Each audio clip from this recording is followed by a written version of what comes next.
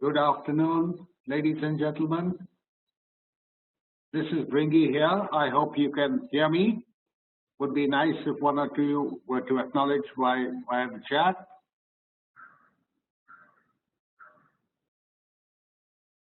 Hello, I hope you can hear me now. Yes, great. Soumya says she can hear me. Thanks very much. Let's move ahead. First and foremost, a very good afternoon to you. My apologies for the 5-minute delay in starting today's webinar. And on behalf of the Center for Management Communication and IIM Bangalore, I'm delighted you're able to join us today and to spend time interacting with Professor Ruth Stevens. I'm absolutely delighted and gratified that Ruth is able to take time off from her busy schedule to actually speak on the topic of how to structure your business communications to motivate action. Professor Stevens is visiting us from the United States, and she's just here for a very short period of time, so we're really, I would say, lucky to have her here and to get an opportunity to listen to her. By way of introduction, Professor Ruth Stevens is a teacher of marketing and is a consultant on customer acquisition and retention for business-to-business clients. He studied marketing management at Harvard Business School and holds an MBA from Columbia University. Ruth has held senior marketing positions at Time Warner, Ziff Davis, both publishing companies and content companies, as well as IBM. He has presented to audiences in Asia, Australia, Latin America, and of course, India. He has also served as visiting adjunct professor of marketing in Hong Kong, Singapore, Buenos Aires, and Athens. Professor Stevens has been named one of the 100 most influential people in business marketing by Crain's B2B magazine and one of the 20 women to watch by the Sales Lead Management Association. Her newest book is titled B2B Data-Driven Marketing, Sources, Users, Results.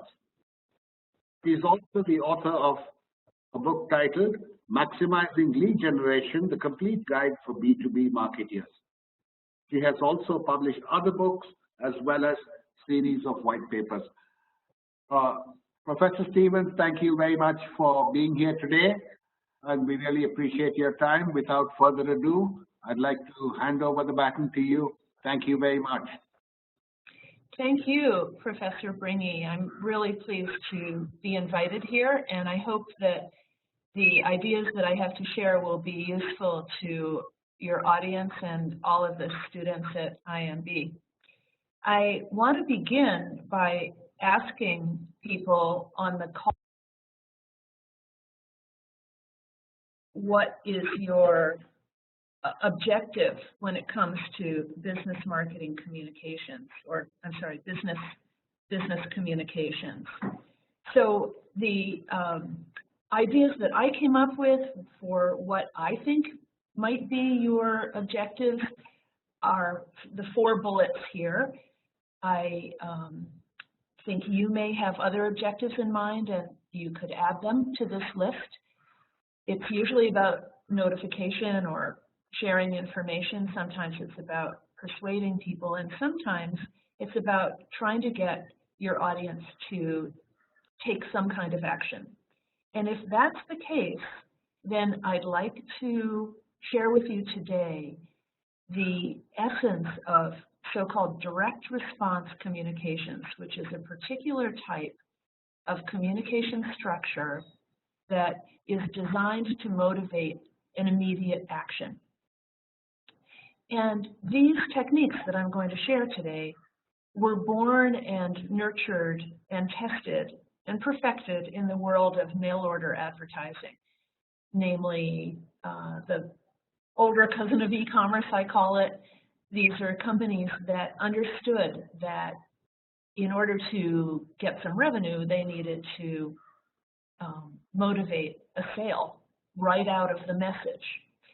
And many of these principles have been shared with the rest of us. And I call your attention to a wonderful book called Scientific Advertising by the great Claude Hopkins, which is available in the public domain now through the URL that I've listed here. It's not necessarily beach reading, but it will certainly give you a leg up in delivering action-oriented direct response communications.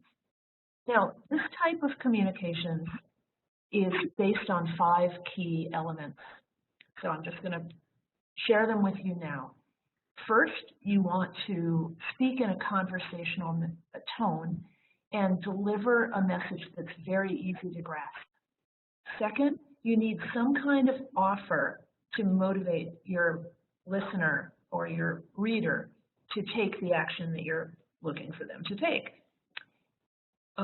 In order to do that, you want to add a so-called call to action, which is basically a request or an order that they take the action you want them to take, and deliver them or make available to them some kind of vehicle for taking the action. We call this a response vehicle. These days it's usually a web form, but it might be a phone call or an email or whatever, however you want them to respond to you. Or it may just be that you want them to show up at your event. So the response vehicle can vary. And then finally, we need to have some kind of way to connect our outbound message to the inbound response. And in the world of digital marketing, that is extremely easy. If it's offline communications, then we need to put in place some kind of code or unique identifier that connects those two messages, inbound and outbound.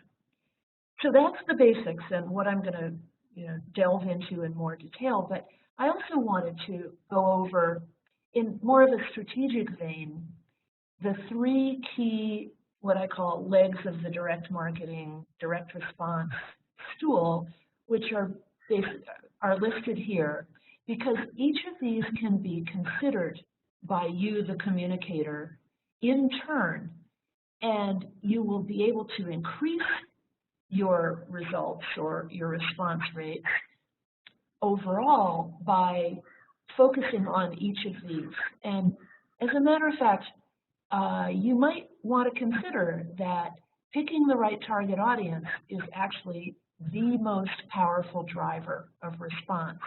And if you think about it for a minute, you'll realize that if you're talking to someone who has 0 interest or potential in your message, then including them in the outbound communications sort of doesn't make sense. And so focusing on picking the right target audience is absolutely the key to driving response. In fact, most direct response communicators will tell you that it's worth about 50% of the power of getting the result that you're looking for.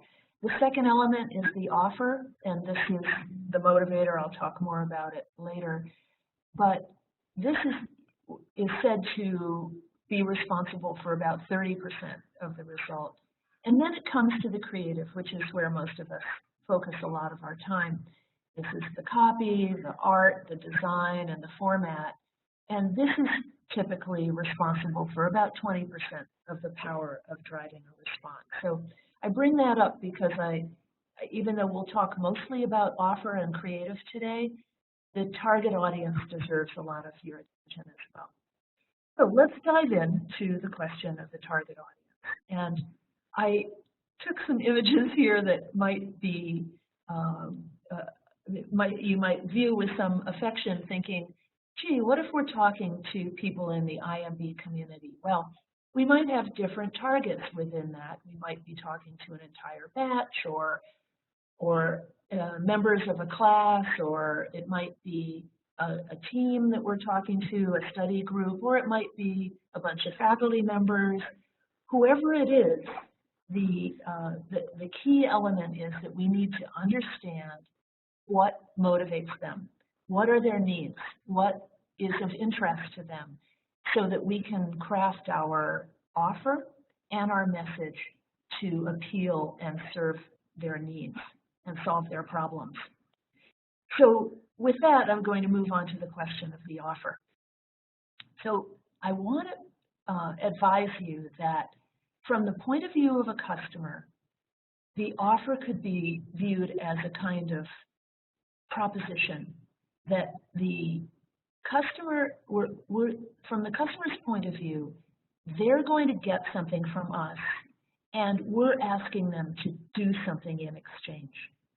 So in this quote here, I'm assuming that the you is the audience or the customer or the prospect. But I bring this up because it's really a two-way street, meaning we're asking them to respond to us, and in exchange, we're going to give them something of value to motivate them to do that. So that's sort of the philosophical context for developing an offer. And I will remind you that if you do not include an offer, you're just going to get a lower response rate. And the reason is that people respond to offers, really, basically. Without an offer, very likely the bulk of your target audience will do nothing. This is sort of the way humans are. You know, they prefer to do nothing. You know, we're all a bunch of couch potatoes. So including an offer is in effect the equivalent of a salesperson asking for the order, you know, using the power of the salesperson's personality and ability to persuade.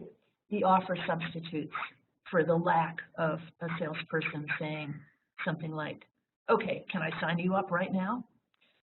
So, as I said, the offer has a huge impact on response rates. In fact, a great offer can lift the response rates you can expect by as much as 300% or more. So, the characteristics of a great offer, I'll just get into this very briefly. It needs to be something that the prospect values, obviously. It's better still if it's tangible or can be visualized. That's why if you're giving some educational material like a case study or a research report, you want to show a picture of it so that they can sort of visualize what they're going to get. Ideally, it would be something that they can't get anywhere else. This is often very hard to deliver, but it certainly helps. And then finally, it's best of all if the offer is related to the benefit that you're offering or that you're going to be talking about in the message. And the offer, most importantly, if you see at the bottom of this slide, the offer is only occasionally about price or discounts. And I realize this is confusing because we use the word offer mostly in a price or discount orientation, but I'll be showing you that actually some of the most powerful offers, and in the case of business communications, often the most powerful offer is not about price at all. So let's look at an example that is from business. This is basically a free sample offer, and the creator of this offer, understanding that they're talking to salespeople, would consider very carefully, what do salespeople really care about? Well, of course, they care about leads. So your job in offer development is to understand the mind of your target audience. So in this case, Hoover's happens to be selling information about prospective customers, which they're calling leads, and they're giving away a 25 contact sample, which would be like catnip to a salesperson, a very powerful offer, and by the way, costs them next to nothing. I've got a checklist here for you of offers that have worked over time, and as you notice, most of them are not about discounts, but all tend to have some value to some people. And you'll notice in the upper left-hand corner, the single most powerful offer category is known as content. These would be research reports and white papers. Let me move to that now. Content tends to be an extremely powerful offer category because it usually helps people solve their problems or get some information that otherwise they would have to pay for or dig up or would cause them a lot of effort. So if we can help them solve their problems by giving them information that is related to that, and it can be a very powerful motivator for them to respond to us.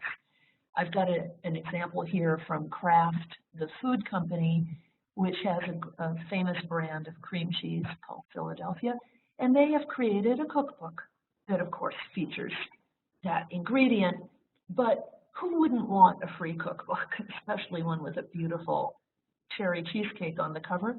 And the example on the right is a business-to-business offer, which is targeted to owners of apparel companies. And the author here is saying, we can help you make your business more profitable, and we have 10 tips to help you do that.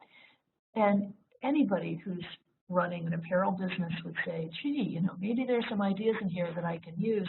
Let me, take these guys up on the idea. So with that, let's move on to the subject of how to deliver communications that are extremely powerful in motivating response. So I've got about a dozen or so ways to write, to select your messaging, to improve your messaging that I hope you'll find of value. So the first one is to consider that you're talking to an individual. And this is very different from general communications like advertising, where you're making the assumption that you're talking to a broad group. Presumably your message is going to more than one person, but when you're preparing the message, it's really helpful if you can envision who you're talking to or the kind of person you're talking to in your mind, and pretend that you're speaking to that single individual in a conversational tone. And it's especially helpful if you use the word you a lot, because as you can see in these two examples that I've got in the boxes here, you're trying to establish a personal relationship with your audience and motivate them because they feel that you have their best interests in mind. So you see the example on the left is really quite objective sounding, quite business-like, and it's really all about them. But look at the example on the right where we're actually talking about the prospect himself or herself. We're not talking so much about ourselves. We're talking about our audience and how our solution can help them. So I've said this already, but I'll just repeat it. It's really important to forget everything you learned about formal writing in like 8th grade or in elementary school or even high school. You want to talk as if you're speaking to a friend. You might even use slang, but you certainly don't want it to be offensive or in any other way inappropriate. But my point is that you want to sound appealing to the target. So the example at the bottom is, here's the information you asked for. Now, this is not really great grammar because we're not supposed to end our sentences with a word like for, but it's much more appealing and motivating than the example on the left, which is very formal. So keep that in mind. Another important point, and this is sort of marketing 101, is that we want to take the key features of our offering or our message and convert them into benefits. So this is, I'm starting to repeat myself a little bit here, but it's coming from a different perspective. If we're trying to talk about something that is useful to them, we certainly have we know what we want to talk about, which is how great our message is, but it's much more effective if we can put it in terms that are meaningful to the target audience. What do they care about? Let's put it in terms that really help them. Then when you're thinking about how to structure the words on the page, or if you're using another medium, the same thing applies. We know very well that people are not going to read 100% of our copy, and in fact, some studies suggest that it's not even 20%. So we need to be able to deliver the messaging in a way that's extremely skimmable or graspable. And the best way to do that is to break the sentences and the paragraphs up into short pieces. And there are lots of techniques that are listed here to make it more skimmable, or what I call snackable. Your idea is that if you are delivering ponderous paragraphs and long sentences filled with difficult words, people are just going to be turned off. Now, the next point is to convert your formal words into standard, friendly, simple words. I've got a bunch of examples here. I think you immediately see the point I'm making. This is all about graspability and the ability to skim. Get to the point right away. Don't ramble. People are busy. And this is up to you, but if you talk a lot of niceties at the outset of your message, you might be getting in the way of people's ability to grasp your point quickly. You also want to avoid jargon and technical language, unless you're speaking to a technical audience. This is that same example I gave you earlier. See how clear these headlines are, and of course the body copy is pretty hard to read here, but you'll notice that there's no jargon in here. We're not talking about the software and its features. We're talking about what it can do for the target audience. Then another technique is to be specific, and especially if you include numbers, people find numbers trustworthy and appealing, that they sort of feel like, oh, I see, this is something I can really believe. So the example on the left is perfectly good copy, but if you convert it to the specificity that you see on the right, it will be even more powerful. Now, moving along, I'm sharing with you a list of attention-getting words. These have worked for direct response communicators for decades and come from some of the best books in the industry, which you can see referenced below. So using these words in your headlines or your paragraph openings can be extremely effective in gathering people's attention and persuading them to keep reading. Finally, you want to edit yourself. I'm reminded of that famous story that Stephen King, the very effective thriller writer, told in one of his autobiographies. He said he was never able to sell a story to a magazine until he cut 30% of his first draft, actually his final draft, before sending it off. There are a lot of ways to do this: eliminating words, eliminating redundancy, moving pieces of content into a sidebar, or converting them into infographics. These are all effective techniques. You might want to consider creating a sense of urgency. Give them a deadline, or say that the time is limited, or fear of missing out is something that really stimulates people to respond. So these are some of the techniques that effective direct response copywriters use. Another one is backing up what you have to say with testimonials from your audience's peers.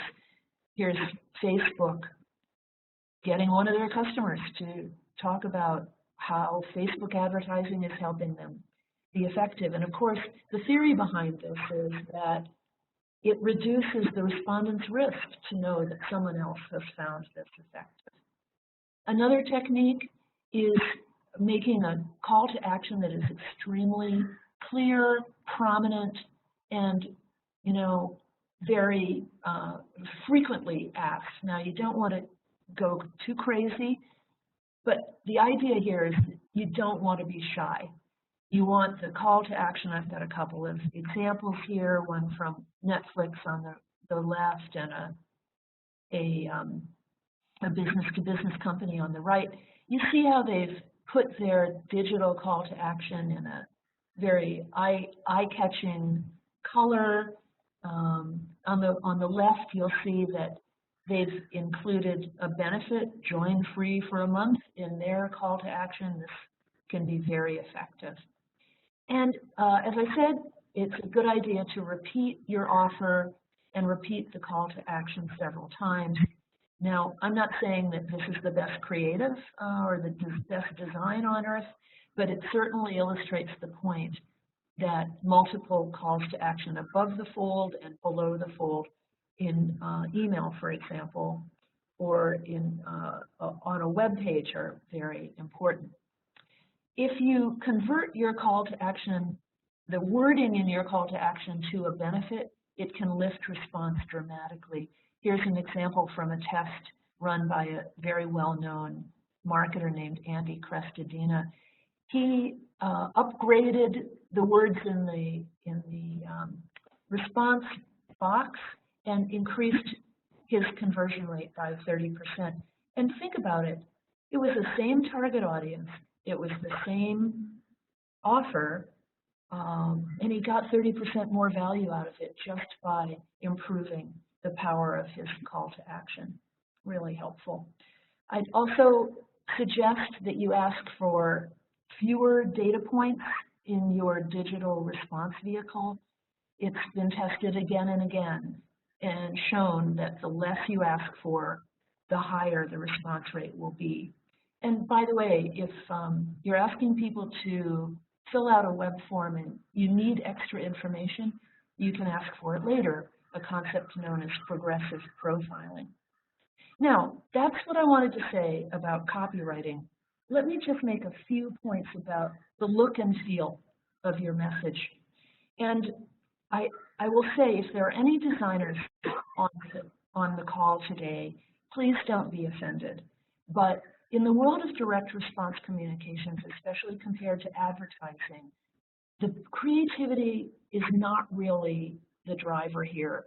It's the copywriting where we are making the sale, or we're getting the message across that we want them to take the action we're looking for.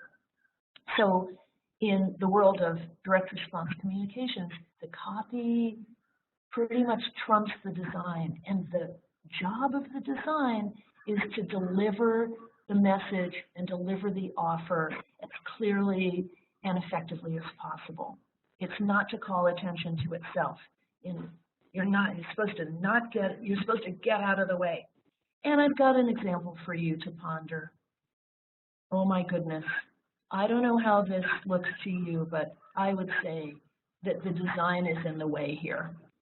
And in fact, well, there are a lot of things wrong with this message, but one of the ones that I think is often a problem for designers is it is breaking the cardinal rule of direct response communications that it's making the body copy too difficult to read by using a technique known as reverse type or dropout type. You see those white letters on a dark blue background? In the case of the company logo at the top, Sentive Compel, where the font is large enough that you can read it pretty clearly, when it comes to the copy and the font is much smaller, it becomes very difficult to read if it's light type on a dark background. And I have some data to back me up. This is from some studies that were done in Germany a while ago and have been delivered by Colin Wheeldon in a book called From Type and Layout. And the objective here was to find out which types of delivery of body copy are the most effective when it comes to design. And isn't it amazing the difference between a good level of comprehension that you get with black on a white background compared to the frankly terrible level of comprehension when you have a light colored type on a blue or purple background here. I hope this makes a persuasive argument that even though designers love to use reverse type or dropout type, and I understand why it can be very compelling looking, when you're trying to persuade someone or trying to deliver an important message, like the one that's going to motivate them to take the action you want, they have to be able to read it. Here's one more piece of data from that study I mentioned, and this is whether you could use colored type on a white background, and see how the black type on a white background is still the most powerful for delivering your body copy. And again, you know, we love to use colored type. It allows you to vary up your images, but you're not going to get the same level of comprehension. And again, let me be clear, I'm talking about body copy now. In headlines, you can often get away with it because the font can be much larger. Now, I have one more example of creative considerations that you might want to make. Even in the case of simple black on white type on a white background, this is in an email, oddly, it was shown in a head-to-head test that the font choice can also make a difference. This is an example of Arial 12 point, and we just have a look at that first sentence there, because I'm going to show you the exact same email content in a different typeface called Calibri 14 point. And believe it or not, I'll just go back for a second. We have exactly the same message here and the same offer, and all we've changed is the font size and the font choice. And believe it or not, the Calibri increased the click-through rate on that link by 70%. So this brings me to my last point about copy, offer, and design.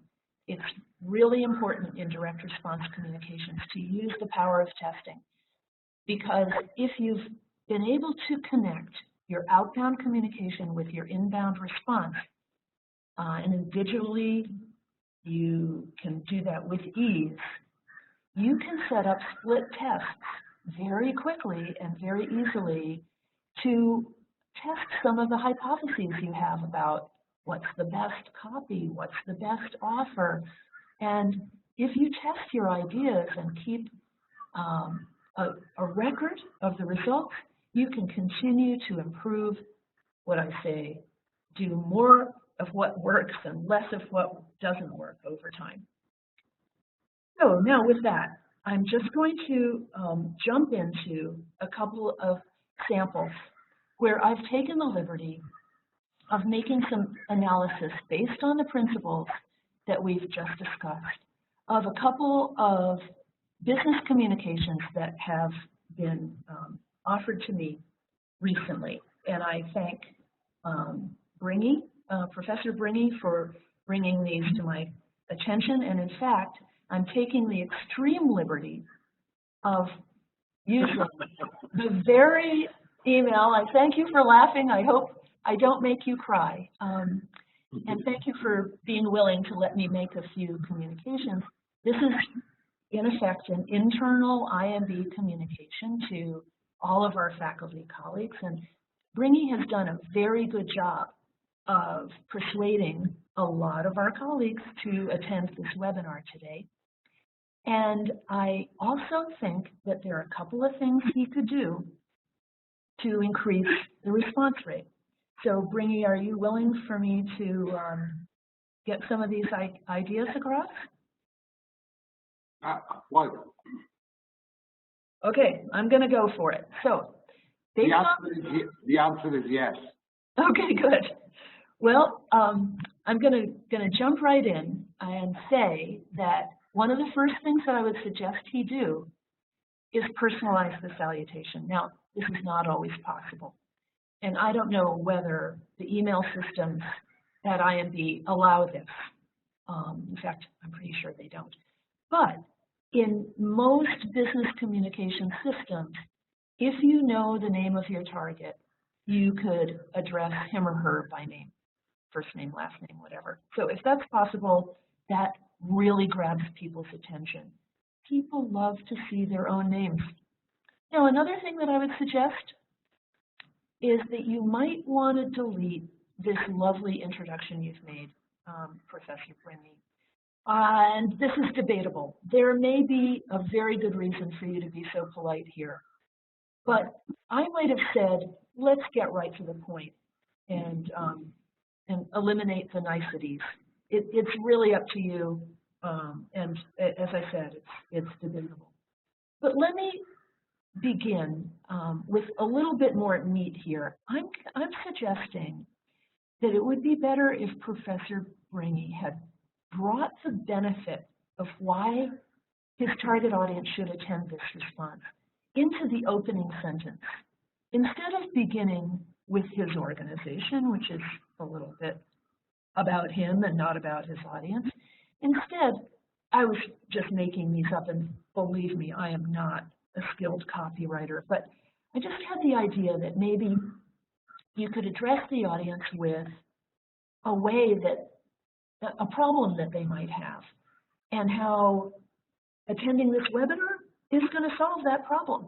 So if we might say, would you like to get your emails opened at a higher rate? Or what if you could triple the results of your business communications? Or otherwise, give them a reason to keep reading. And then you might say something like, we have this wonderful webinar that's going to give you all these tips, and here's what you're going to get out of it. And that's, you know, just my little idea. And I think it could capture people's attention more powerfully. Then, of course, I want to suggest an offer. And often what they do in webinars for the offer is they say, if you attend, you will get the slides. Now, you're maybe giving the slides away anyway, Bringy, and I hope you are. We do. You could turn that into a motivational offer. Say, everyone who attends the webinar will get a set of the slides, and here's why that will be valuable, and use that as a way to increase response. Okay, so let's move on to the other example I have. Oh, I'm sorry. I also was going to suggest that you might make your call to action, instead of saying just sign up, make it a little more forceful. And one way might be to say sign up now, or sign up immediately before the deadline, or something like that, to make it even more forceful. And I know there's a fine line between being a bossy son of a gun on the one hand, being impolite on the one hand, and actually asking for a powerful you know, call to action, and so you have to use judgment. But those are my ideas. Now, my last example, I know everyone here is not going to be able to believe this email that Professor Bringy kindly shared with me. This came from IBM, and you know, I've actually worked at IBM in the past, and I have great affection and respect for the company. So that sort of makes me feel comfortable being pretty critical of the way they've developed this email. Let me just show you the email in its entirety. I couldn't get it all on one slide, so we're going to just pretend that we're scrolling down. It starts with this dear sir/madam, and provides a nice polite greeting. It has 2 attachments. By the way, we should try to avoid attachments wherever possible.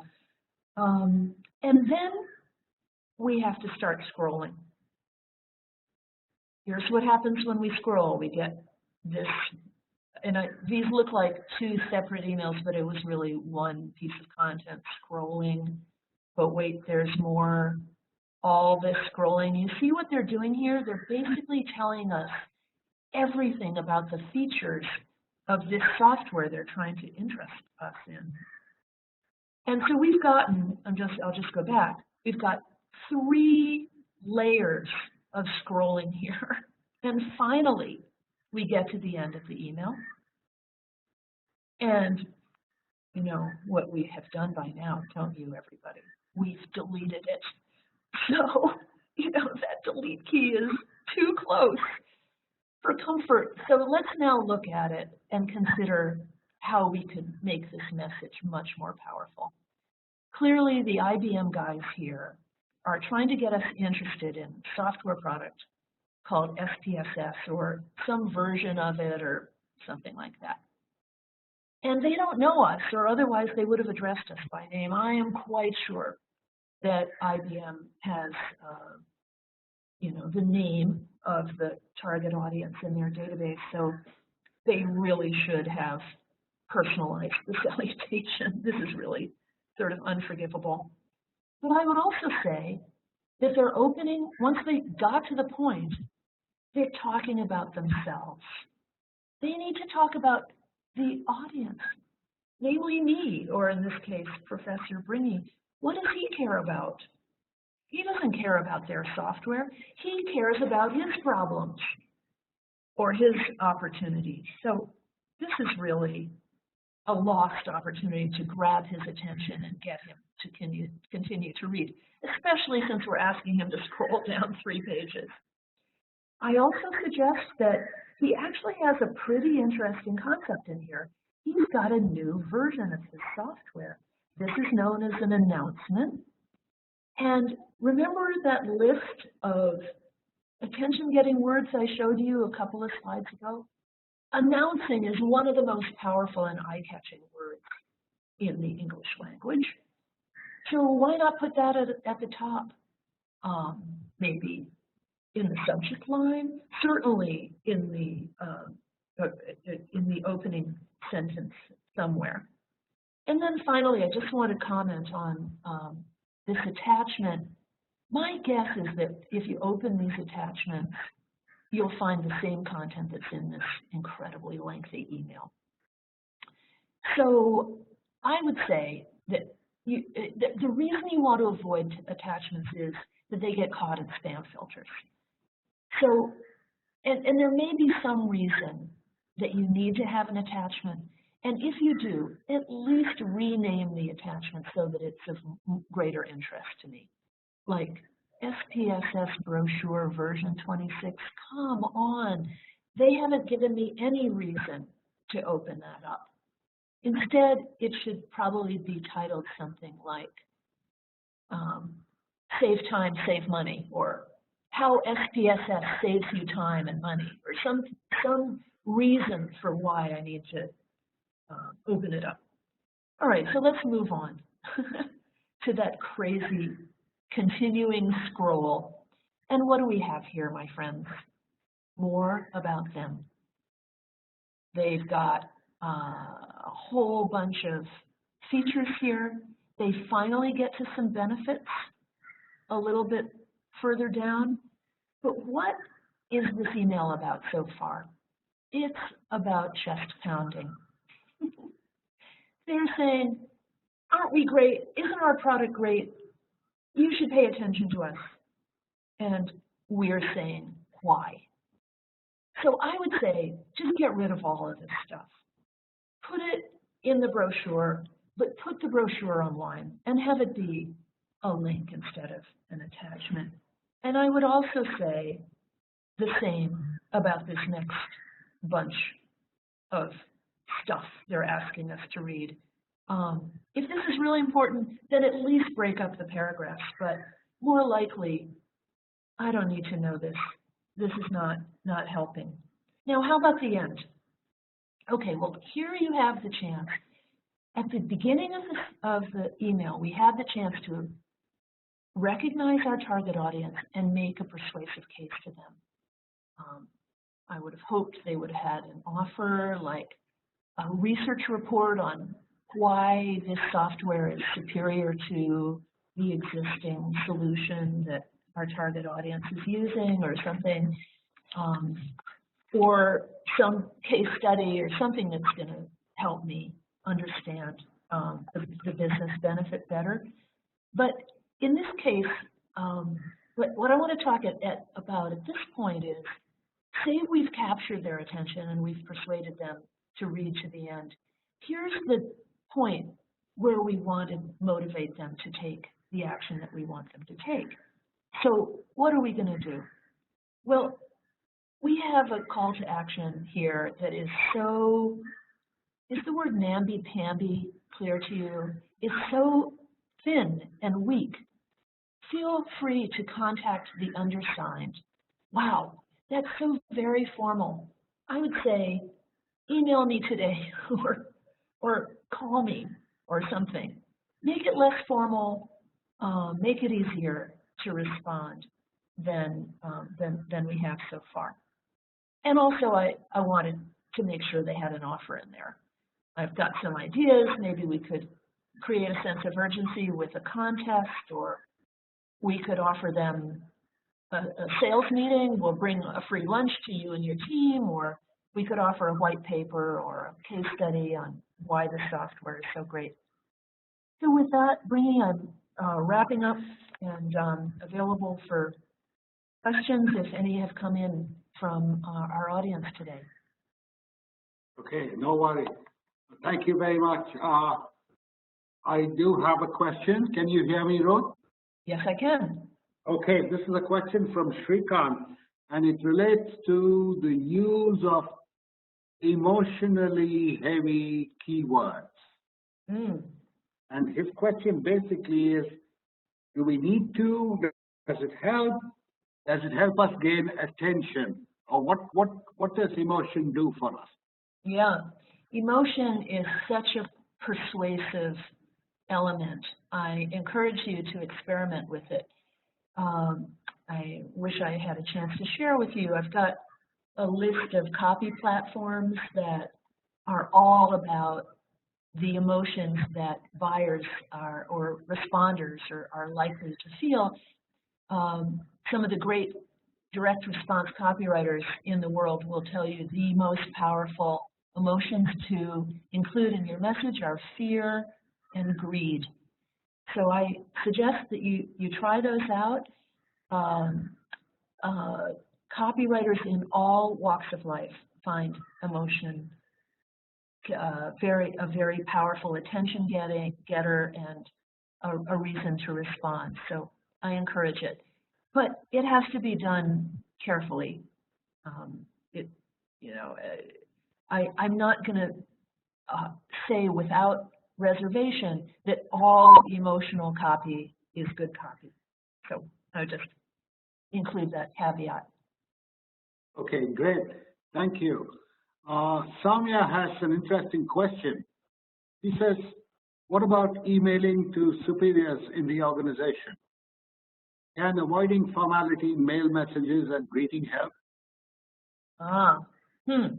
Yeah, as I said, oh, sorry. Sorry, she's saying, but I presume it's based on the rapport one shares with his or her supervisor. What's your view on this one? Yeah, this is why I said it's debatable. The question of eliminating politeness and getting to the point quickly and avoiding and using conversational language. Judgment is absolutely required here. If you are sending a private email to a superior or even a more public email to a bunch of superiors, you absolutely have to respect the relationship that you have with them. And in fact, this is supported by what I said earlier. We need to understand the mind of our target audience, help them solve their problems, help them grasp very quickly and clearly what we're trying to say and the benefit they have in responding to us.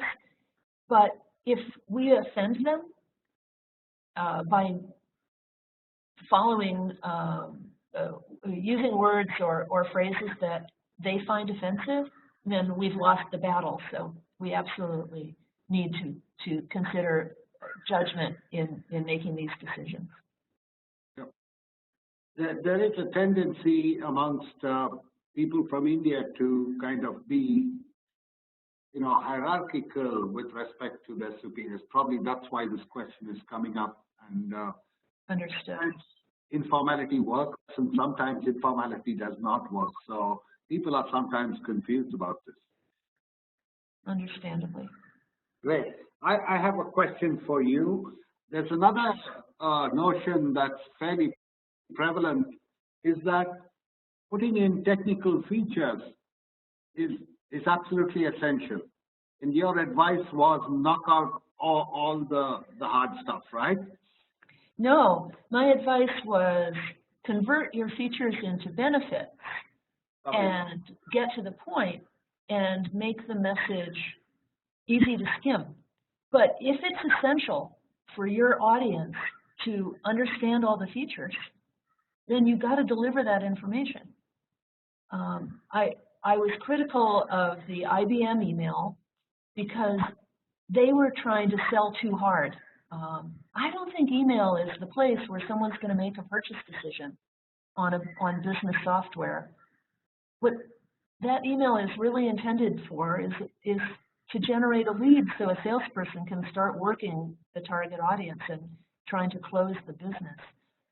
So the example in the SPSS IBM case, as a lead generator, that email was far too long. But if your target audience will not raise their hands and express interest in talking to a salesperson without having all those features, then you have to give it to them. But I'm saying do it on a web page so that you motivate them to click through to. I'm saying try to make it, don't make them scroll 4 times to get to your call to action. Right. And in fact, Gopalan says, gauge your boss. He says if your boss is informal, then you can be informal. So there's a process of testing to see how somebody might react to your tonality. Would that be a fair statement? I don't know. If it's talking to my boss and I know that my boss expects a formal kind of email from me, then I'm definitely going to use more formal language. Okay, great. So I suppose the medium then, when speaking, we could be more informal, but when we write, we may tend to be a little more correct. Does that make sense? Well, again, we have to use judgment. Okay. Yeah. Another question from Samia, which basically says, when we say, should email be short, where's the trade-off between loss of content and length? Yeah, this is a perennial discussion point, and I'm glad that it's been brought up. The rule of thumb in the world of direct response communications is that if you have valuable, persuasive information to help you motivate your target to respond, then the length is a function of how much you need to tell them to get them to respond. So a long letter or a long email that is filled with useful information or persuasive information, often maybe information that tells a compelling story and I just can't wait to find out what is the ending. And long is going to beat short. Well, attention spans are tough. Yeah, I was just going to say that most of us don't have that much to say, and we certainly don't want to repeat ourselves. We don't want to bore people. We don't want to overwhelm them. So if we don't have enough of value to say, we should make it short. Great. I think if you have the time for one more question, I wanted to go back to one of your earlier slides. Oh, okay. Gopalan has given us an acronym. It says TLDR. Too long, did not read. Love it. Yeah, many people use that today. Anyway, but to come back to my question, earlier in your presentation, you talked about value, and I think that's a great point. How do we actually communicate value? Is it just benefit or statement, or is there something we can do to kind of really build that value up? Well, I would say that all of the techniques that I've introduced today can help in that regard. Presumably, we're writing to our target audience because we have something of value to offer. If we don't, then we shouldn't be writing to them, or we shouldn't be asking them to take the action that we're asking them for. The value might be represented in the offer. It might be represented in the underlying message. But all of the techniques that I included, like specificity and getting to the point and using attention-getting words and editing ruthlessly, all of these, I think, can help communicate value better. Great. I think that's as many questions as we have, and we are on schedule at the moment. So at this point, I'd like to request us to close, and I'd like to thank you, Professor Stevens, for spending your time and giving us so much usable information. I think we certainly got some good deliverables, and my thanks to all of you who took time off this afternoon to be able to actually listen to Professor Stevens. Have a lovely weekend in advance, and thank you very much.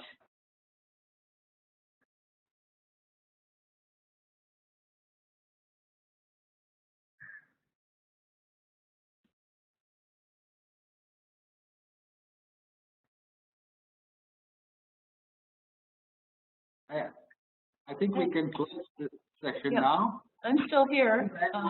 Ruth? Yeah, thank you. That was a lot of fun. I appreciate your inviting me.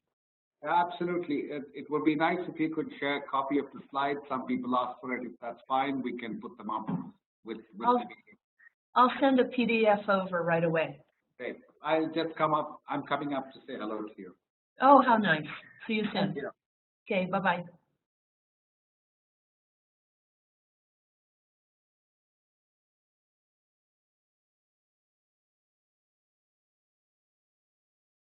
I think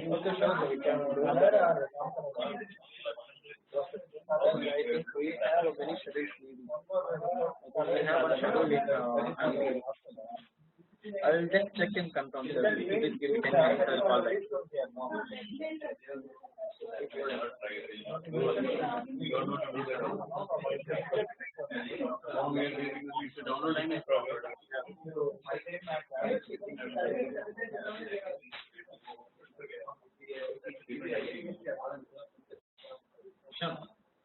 For 2 days, they can.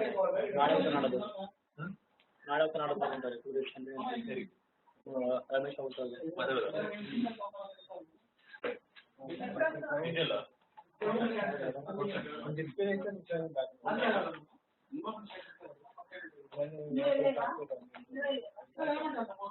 yeah.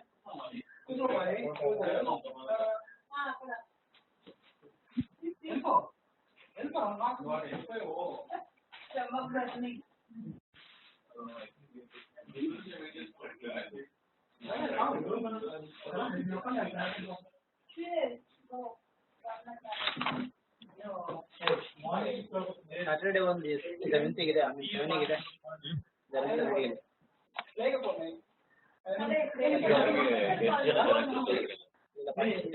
ಬೇರೆ ಕಡೆ ಅಂತ but 9 ತಾರೀಕಿಗೆ ಒಂದು 9 to 5 ಅಂತ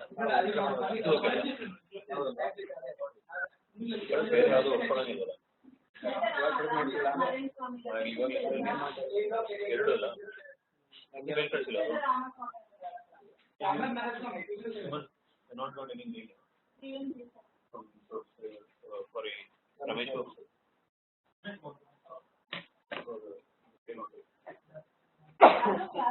June you can do the study ನಾಳೆ ನಡೆಯುತ್ತೆ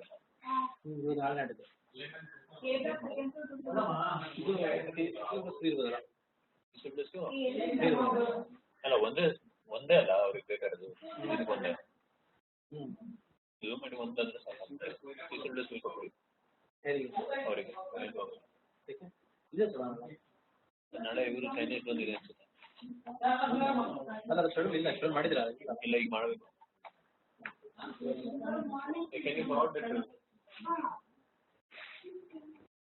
ಹೌದಾ Chinese ಹೇಳಿದೆ ಫ್ರಾಡ್ ಮಾಡಿದ್ದೆ ಇದು ಬೇಡ ಇಲ್ಲ ಇಲ್ಲ ಅದು ಇದು ಮಾಡ್ಬೋದು 7th ಇರುತ್ತಲ್ಲ 8 ಗಂಟೆಗೆ ಡಿಸೆಂಬರ್ ಅದು ನಾನು ಮಾಡ್ಕೊಂಡು ನೀವು ಇದರಲ್ಲಿ ಮಾಡ್ಬೋದಾಗುತ್ತೆ